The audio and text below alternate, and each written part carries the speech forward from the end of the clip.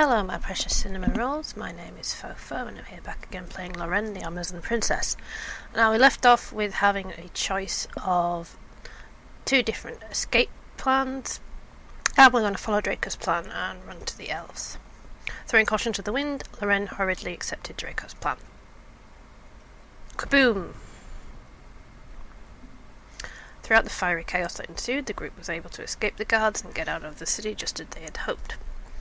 The group was silent and very sombre after they made their escape. They knew very well that the gravity decision they had made that night could very well come back to haunt them. That's a bit redundant, using very well twice in the same sentence, but whatever. The Empire was a dangerous enemy, but it was impossible to guess how greatly their mission would have been delayed if they had been arrested. Loren says, "Be ready for anything, we're approaching the outskirts of the forest. We must all stay vigilant." They didn't slow their pace until they entered the forest. The trees seemed to grow larger the deeper they travelled inside, and soon signs of exalted culture began to spring up. Carved bark, marks past, old campfires and abandoned tree houses.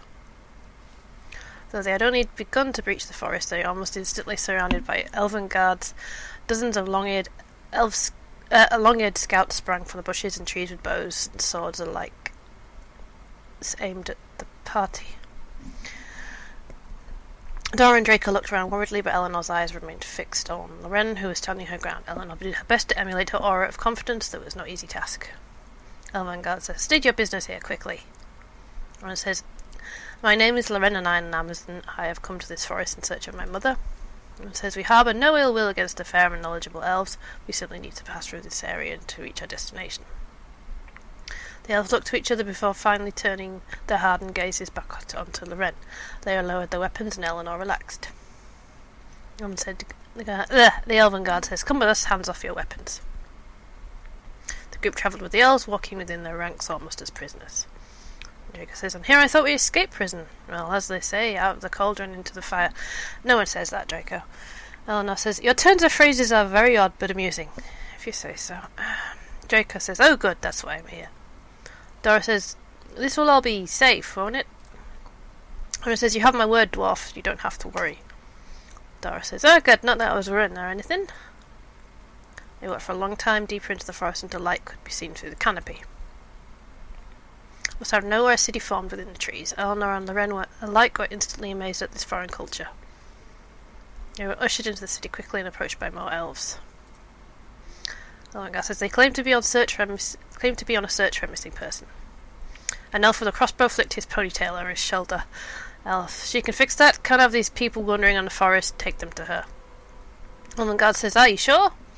Elf says, "Blame me if she gets mad." Elves moved to leave. The one with the crossbow ever stopped before Eleanor and bowed at the waist, his eyes not leaving hers. Elf says, "Welcome to Grand Tree." He was gone before Eleanor could feel her limbs again. Elven guard says, "You're about to meet a very important person. Our elder druid. She's a power that she can use to help you." Elven guard says, if you are to meet her, you must promise to show great respect." Loren says, "Of course." Loren says, "We would be very grateful." Elven guard says, "Then follow us, but know that we are keeping an eye on you." They travelled to the edge of the forest again. They eventually came to the base of a giant oak tree that was hollowed out. Eleanor looked up in awe at the size of the tree as they got closer to it. Even the branches were impressively enormous. She couldn't recall seeing a tree of such size in quite a long time. Loren says, "Stop gawking." Eleanor says, "So sorry." As they got closer, they caught sight of a graceful woman who looked entangled by the very vegetation that surrounded her. The elves who led them all showed their respect for her by bowing deeply. She must have been the elder druid. And she's not wearing those plants, those are part of her. Out of instinct, Eleanor immediately bowed to her as well. Eleanor looked over to see Loren standing rigidly, unmoved by any need to show the elder respect. Eleanor says, "Your grace, your promise." Loren shook as if she was in a trance, just remembering her vow to respect the elder. Vow to the elves to respect the elder. She met Eleanor's eyes briefly and thanks before bowing as the others did. Draco says, "I suppose she's really beautiful, huh?" Dora says, "Can't you keep it in your pants for a few seconds?" Draco says, "Keep what in my pants?" The druid rose from her seat and almost seemed to glide towards them. The grass beneath her feet spotted small flowers where she walked as if she was Mother Nature herself. It was one thing that stood out to all of them, especially Loren, about this forest woman. Not only was she beautiful, but she didn't look old at all.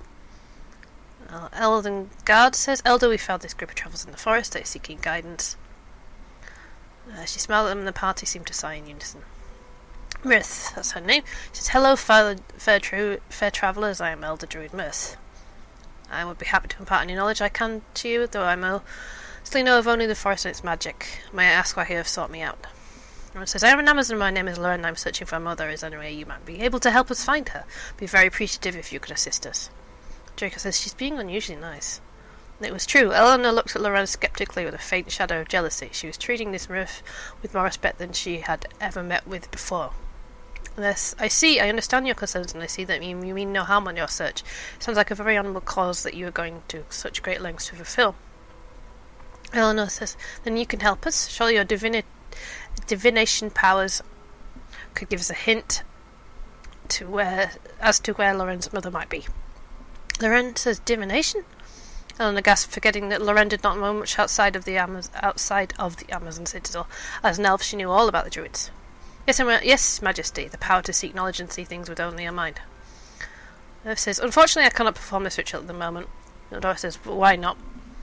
Mirth's expressions darkened, and she sighed before she began her explanation. "It would be the deepest pleasure to help if I could, but there is a group of rogue elves who are disturbing the forest spirits, and I cannot even close my eyes without hearing the forest screaming. Divination is impossible." Eleanor was about to ask the druid the question, but Loren beat her to it. Loren says, "Want us to get rid of those elves for you?" Mirth looked rather surprised by her offer, but Eleanor only frowned. Mirth says, "The only way to stop the disturbance would be to find and defeat Mesfit, the leader." Loren says, "We shall do it then.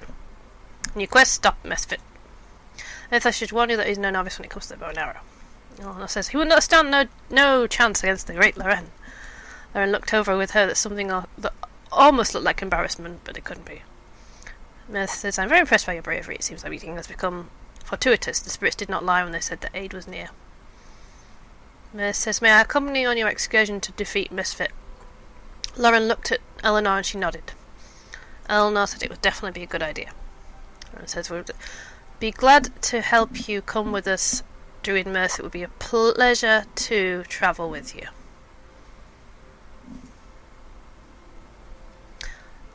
Shall we get to our join the party? She's mostly a healer, I think. I said, "Wonderful, it is settled, we shall embark in the morning. Please accept my deepest gratitude for agreeing to help me. The forest has cried for too long." Loren says, "It's understandable, his interferences must be very burdensome."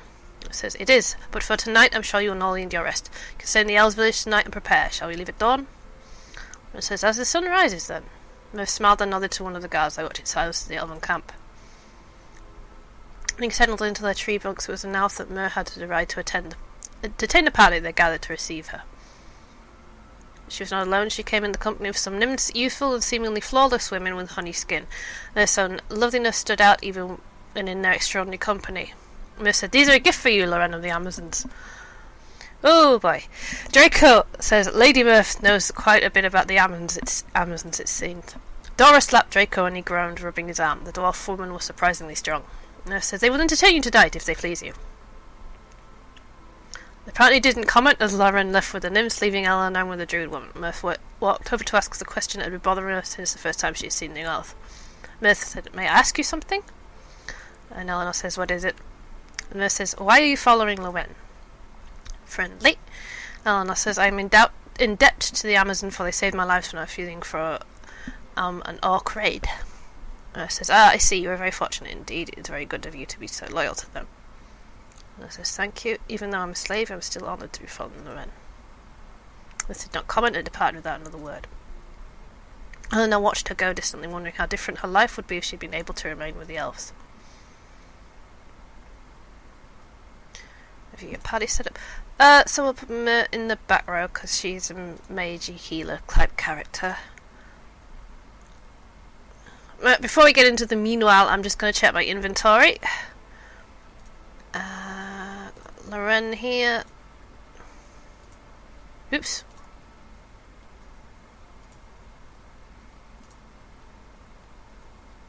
I'm just equipping better stuff.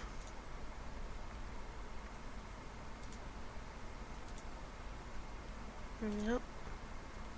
Helmet. Nope.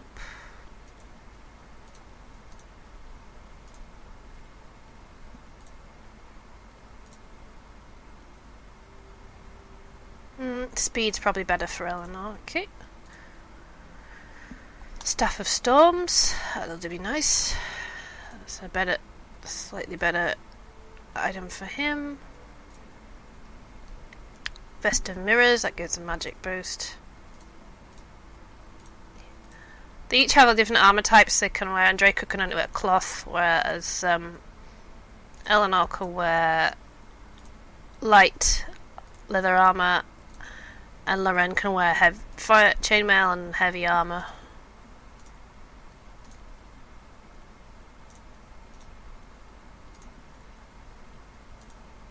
Oops.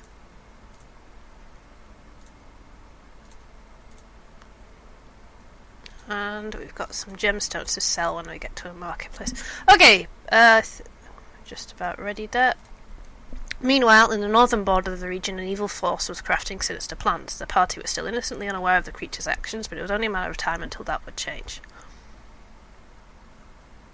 A heavily armoured, mysterious being sat on its throne, comfortable in the hot room, despite the volcano's lava flowing so near. This evil thing's name was Faust, a name that would come to be spat and whispered in fear. He looked up to see Jill, his servant succubus, approaching him, swaying her hips back and forth. Force says, "Your news?" And says, "Karen has been taken care of." Karen is Loren's mother, by the way. Force says, "Good. Any complications?" Jill says, "Her daughter Loren is looking for her as we speak. She's a very determined woman, so I doubt that she'll give up searching easily." Before he could respond to her, Grob came forward to kneel to him. "My lord, I have returned." "It's about time," Force says. Grob says, "I have come bearing good news. I have taken care of Loren and her party. They are now imprisoned in a human city." Force says, "Were you really able to capture them that easily?" Grob says, "Yes, my lord." Jill frowned and crossed her arms. She knew that Force would not like the news, but she could not keep it to herself. Jill says, "But they aren't in prison, not a one of them." Force's gaze was indiscernible, but the air was thick with tension in the ensuing silence. Force says, "Care to elaborate?" Jill says, "Exactly that. They are not in prison. They're waltzing around freely." Grob simply scoffed. Grob says, "Even if they aren't, they've been dealt with. My plans are going perfectly. It doesn't matter which side they end up or where they are right now. They are going to trigger a war between the humans and elves just as we wanted." Force says, "Tell me again how Loren's involvement in this will help us. She was supposed to be imprisoned." Grob says, "Simple, my lord. They will be the heart of the conflict, not us. We'll be able to begin our invasion freely, and there's a good chance that Loren will be killed in the struggle between the two warrior races. They'll be distracted fighting against each other, and with their unusual group, fatality is nearly guaranteed." Force remained silent, considering the explanation carefully and trying to calculate the potential repercussions of what could go wrong. Grob's plan wasn't entirely foolproof, but it did sound surprisingly thorough considering who had crafted it. Force says, "I approve of these plans. Let's see how far they succeed." "And they had better succeed, Grob. Do I make myself clear?" Grob says, "Transparent, my lord." Jill says, "Can we at least send someone to watch over Loren and her party? They've gained a new ally already.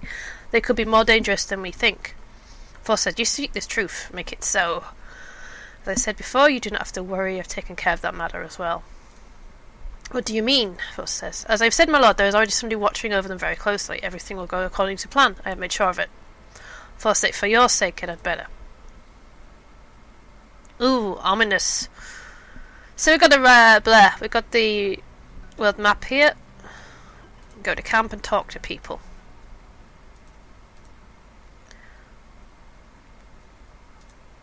You've got romance options here. They're greyed out because we haven't started any of them. So we've got 8 different romance options, but some of those depend on the gender of the protagonist, so they're not all unlocked. Let's talk to Dora. Dora says, "I've never been into the Elves Forest. It's huge and has actual cities inside of it. Wow. All this time I just thought the elves lived in trees or something." "There are a few hollowed out trees," Eleanor says, "but yes, the civilization has surpassed my expectations too." Dora says, "And it's pretty. The flowers glow. Friendly." Eleanor says, "Yes, it's a truly magical place. I would love to live here if I could." Dora says, "Not me. It's nifty and all, but I still prefer to be in a big city. I get antsy when I'm not." Eleanor says, "Why is that? The trees don't have anything you want." Dora says, "It's more than just that. The city feels more alive to me than this place. Lots of people everywhere, not just plants. That's what I want." Draco. Eleanor says, "You call yourself a fire mage. Why not practice the other elements as well?"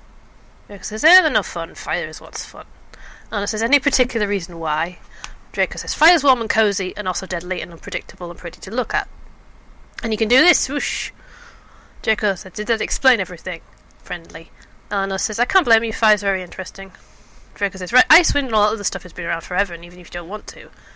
But fire is special. Even volcanoes only go boom every once in a while." That didn't entirely make sense to me. Eleanor says, yes, now that you're around, we can have fire whenever we want. Draco snickered with pride.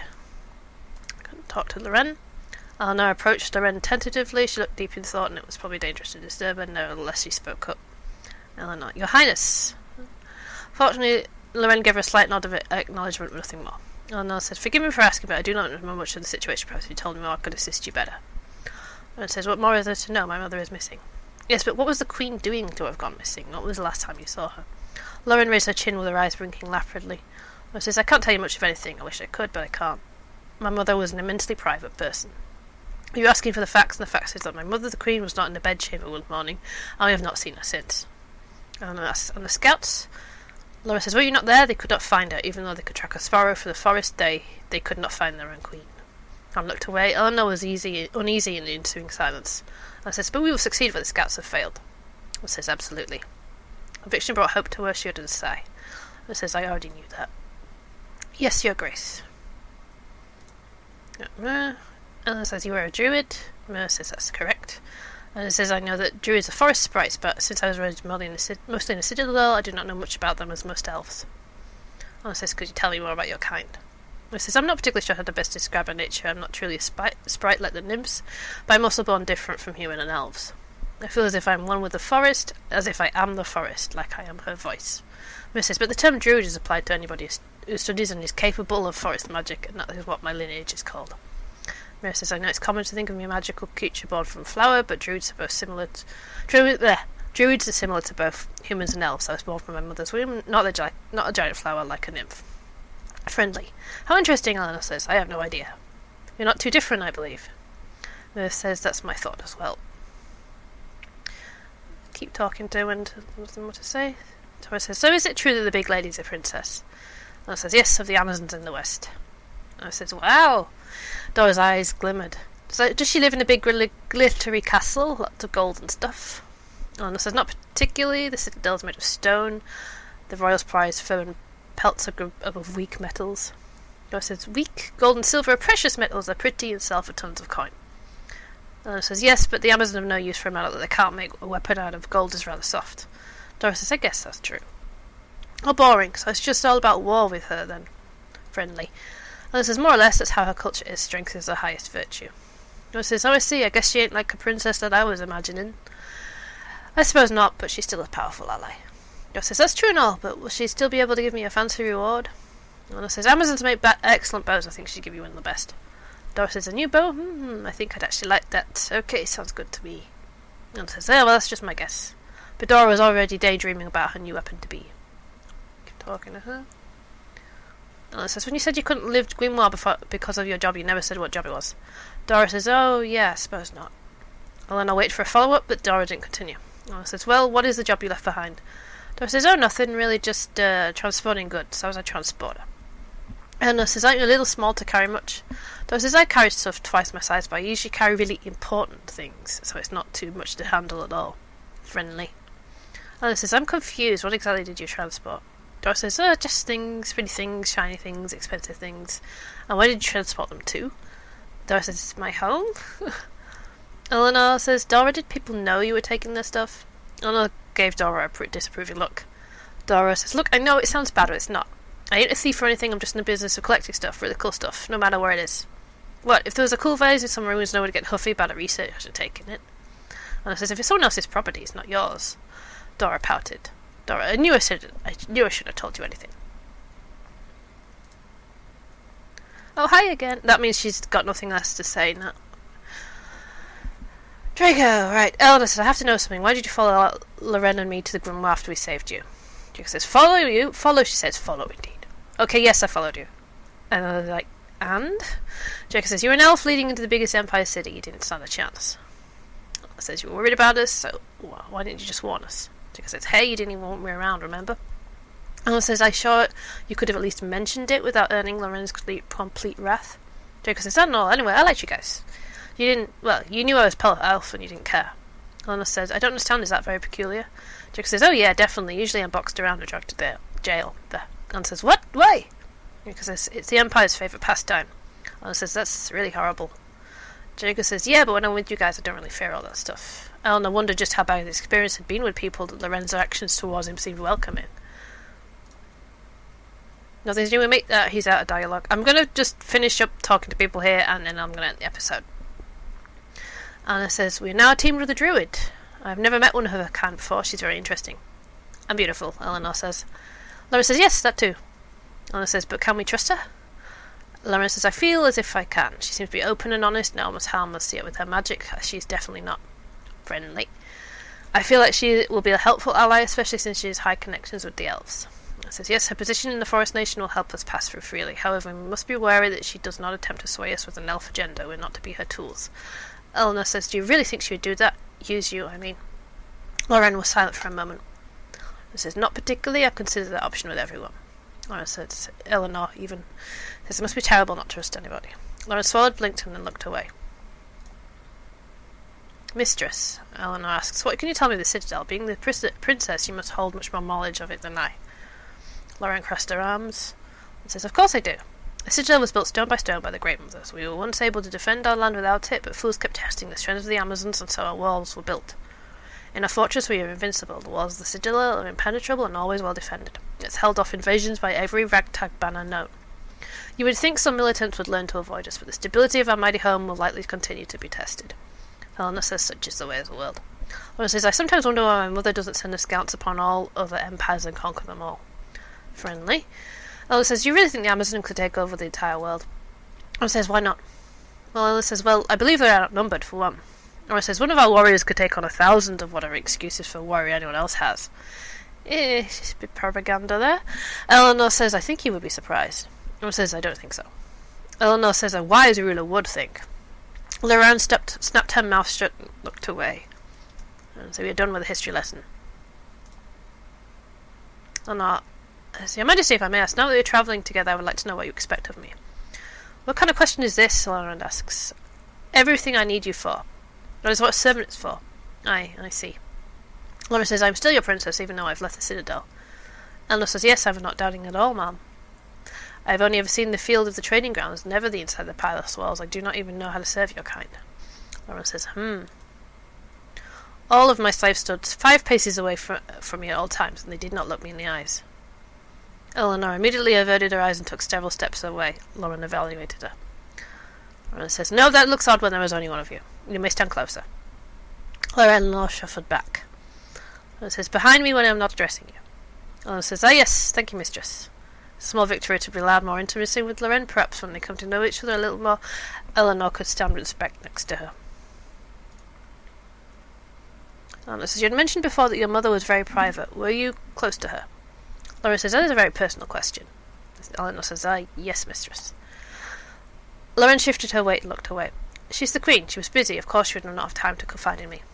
I am her kin, and so I must put up to be strong. Babysitting and coddling a week. She has made me a very strong person. I have no regrets." Eleanor could not help but catch the glimmer of sadness in Loren's eyes, but she masked it well. Loren says, "And you did not need a mother as well." Eleanor had not had a family since she was too young to even remember. She was one elf and only a handful in the Citadel. Her matron was the only semblance of a mother that she could ever recall. Loren says, "No, ma'am." Loren says, "And it shows you the stronger for it." Eleanor says, "I." Eleanor almost bit her tongue from speaking her mind, but Loren seemed in intolerant mood. Eleanor says, "I don't think family ties weaken us. I believe they give us ultimate strength." Loren slowly turned to stare her down. She blinked. "For you, maybe. Not for Amazons." Her body language made it clear the discussion was over. We should break. That's her. I've not got anything more to talk about.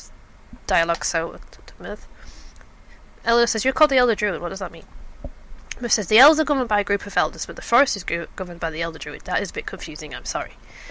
Since the elves inhabit the forest, we coexist. It has been this way since the forest was just a single sapling. There are other druids in the forest, but I'm the elder because my mother was before me." Eleanor says, "Do you hold any power over the elves?" Myth says, I would not say that I do, but they do listen to me carefully when I speak of matters important to the forest. They do not take more than they need, and the forest abides them. It's very symbiotic." Eleanor says, "Do you really feel pain when the forest is disturbed?" Myth says, "Yes, oh yes." Eleanor says, "Is it bad?" Myth says, "It depends on how much the forest hurts. When something dies or is damaged out of balance, the forest cries. Cutting down a whole tree will hurt more than cutting off a single branch. The worst pain, even worse than fire, is a feel of a demon in her midst. Demons carry with them a void of life, so they kill everything around them. Having such a creature in the forest is beyond torture. So it's beyond pain. And it says, and that is why the dark elves were expelled. And it says, yes, for the most part, their actions of branding them exiles, but their blood kept them that way. It says this. But it's true that today's dark elves do not inflict as much pain as the demon itself. I cannot be sure, actually. Sometimes I'm surprised when I am told the dark elves entered my forest. Other times I know immediately. I should really focus on the task at hand. That's her I'm out of dialogue. So, we're going to end this episode here, I think. And next episode we'll go and venture into the Dark Elves territory. Hi, this is Phoephoe. Thanks for watching this video. If you liked it, please leave a like, comment, and if you really liked it, please subscribe.